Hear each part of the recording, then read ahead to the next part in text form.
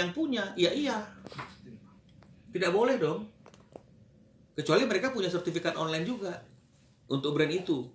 Kan masing-masing kelas itu kan untuk menentukan ini boleh di sini, ini boleh di sini, itu gunanya kelas. Tidak general, tidak generalisasi. Yang mereka punya adalah menggunakan merek itu untuk restoran. Untuk yang lain tidak boleh kecuali mereka punya sertifikatnya. Yang dibatalkan 6 di kelas 43 itu, tapi kita masih ada 2 yang tersisa di kelas 43 yang membuat kami masih bisa menggunakan nama Geprek Bensu di usaha restoran. Tapi kalau di luar 43, di semua kelas yang lain nggak ada pembatalan. Contohnya di kelas 35 ya, kedai makanan dan toko makanan tidak dibatalkan. Ya, kelas 35 nggak dibatalkan, ya.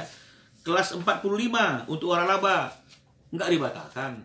Berarti masih boleh menggunakan brand yang selama ini ada yang kami miliki dalam waralaba dan juga tadi toko makanan. Ya. Ini lagi nih Geprek Bensu di kelas 45. Geprek Bensu yang kita kenal ini loh. Di kelas 45. Ini untuk waralaba nggak dibatalkan. Berarti tetap kami akan menggunakan brand ini dalam setiap usaha kami dalam hal waralaba karena nggak dibatalkan.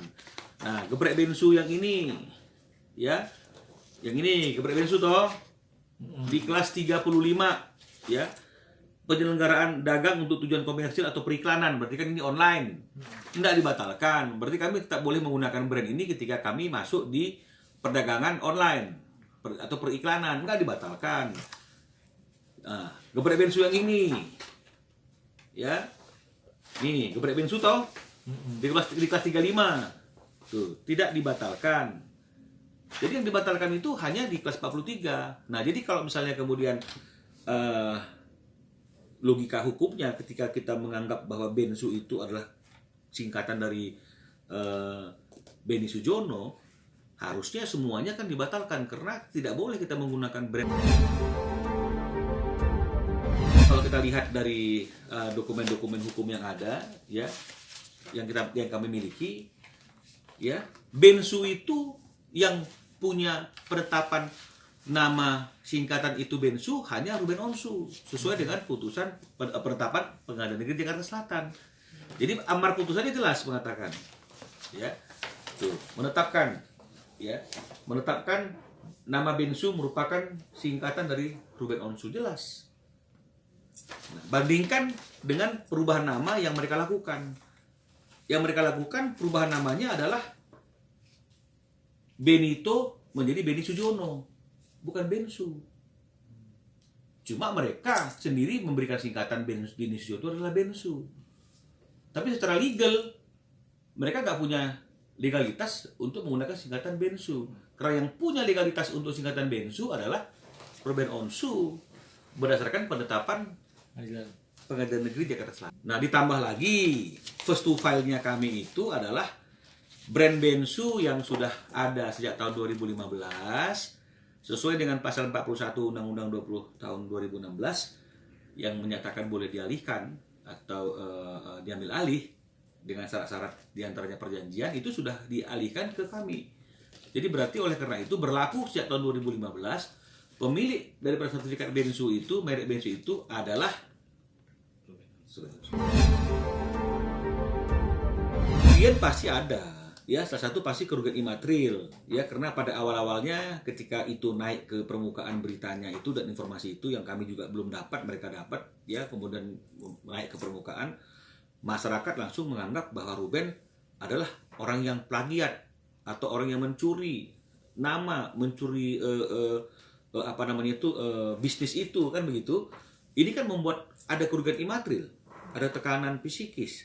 Ruben nggak berani kemana-mana, nggak berani ketemu teman-teman media karena dia merasa terpojokkan, kan begitulah kira-kira intinya. Itu kerugiannya. Belum lagi misalnya kemudian kalau misalnya ada mitra-mitra yang kemudian terganggu dengan pemberitaan itu dan kemudian mitra-mitra itu kemudian ingin mempersoalkan atau bukan atau ingin membahas ulang tentang hal-hal yang sudah dikerjasamakan, kan begitu. Nah, tapi setelah kita menggunakan hak jawab kita mengklarifikasi semuanya bahwa kita bukan omong doang, tapi karena ada fakta-fakta hukum yang seperti ini, makanya kita berani menggunakan nama Geprek Bensu itu, dan juga karena masih ada tersisa 2 sertifikat di kelas 43 sehingga restoran kami tetap masih bisa menggunakan nama Gebrey Bensu, tentu itu sedikit meredam. Ya, tapi kalau masalah kerugian, pasti awalnya ada dong kerugian itu ketika berita itu naik dan jadi trending, yang semuanya menghujat Ruben Onsu.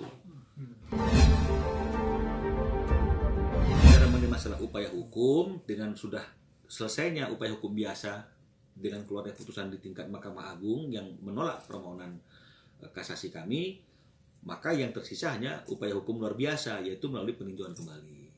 Siap untuk melengkapi dokumen-dokumen itu, tapi kalau mengenai masalah bagaimana bentuknya, kan kami masih menunggu relasi pemberitahuan putusan, dan lebih penting lagi kami kan lagi menunggu salinan putusan. Bagaimana kita mau buat PK kalau misalnya kita tidak tahu apa yang mau kita komentari, apa yang mau kita minta ditinjau kembali? Pastikan itu kan harus ada putusannya. Makanya begitu putusannya ada, kami akan baca apa yang menjadi pertimbangan majelis hakim. Itu yang menjadi dasar kami untuk mengajukan PK. Berapa lama tuh, Bang? Tergantung putusannya, kapan kami terima. Tapi kalau mengenai masalah aturan hukumnya kan kita boleh mengajukan itu kan selama-lamanya 180 hari sejak putusan itu diterima. Bang, mengenai kabar Bang bahwa Ruben atau Jordi menempatkan orang di dapur dan pada saat perjanjian itu batal ikut keluar, ini bagaimana dong? Sekarang kan seperti ini Mas, saya kira kan masing-masing orang kan ketika bekerja sama itu tentu sah-sah saja kalau misalnya mereka juga membawa orang-orang yang ikut bekerja dalam tim itu. Kan nggak mungkin mereka bekerja bertiga, hak mereka sama. Jadi kan pasti haknya Jordi juga sama dong untuk merekrut orang untuk bekerja di usaha itu, sama juga seperti hak yang dimiliki oleh mitra kerja yang lain. Kalau misalnya kemudian Jordinya nggak ada kesesuaian dan kemudian memilih untuk mundur, kira-kira wajar apa tidak kalau ada orang yang bekerja di situ karena ikut Jordi juga ikut mundur? Itu saya kira normal. Jadi jangan lupa untuk subscribe Cumi Cumi. Ditekan ya tombol lonceng merahnya.